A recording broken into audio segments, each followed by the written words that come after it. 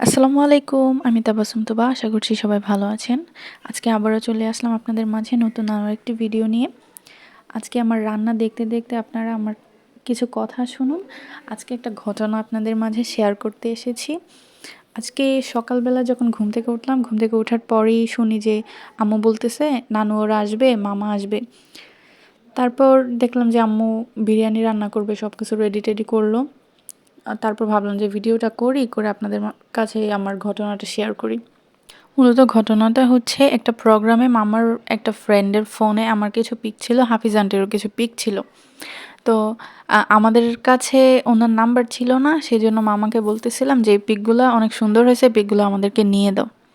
তো মানে কিছুদিন যাবৎ ৪-৫ দিন হইছে মামা বলতেছিল যে পিকগুলা কোনোভাবে তোদের পিকগুলো নেওয়া যাইতেছে না, অন্য সব পিক ভিডিও সেন্ড হইতেছে বাট তোদেরটা সেন্ড হইতেছে না কোনো এক প্রবলেমের কারণে। আল্লাহ জানে সত্য মিথ্যা।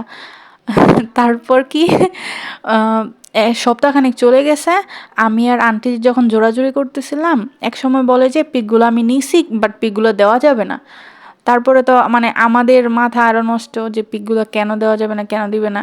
বারবার রিকোয়েস্ট করতেছিলাম।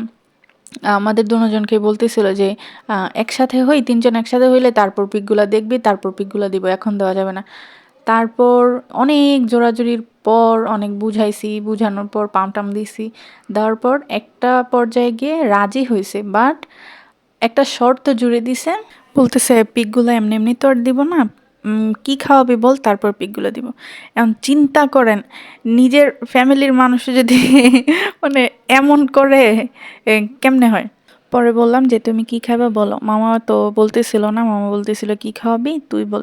আমি যেহেতু জানি মামার পুডিং অনেক বেশি পছন্দ, তখন আমি বললাম যে পুডিং খাওয়াবো, আসো।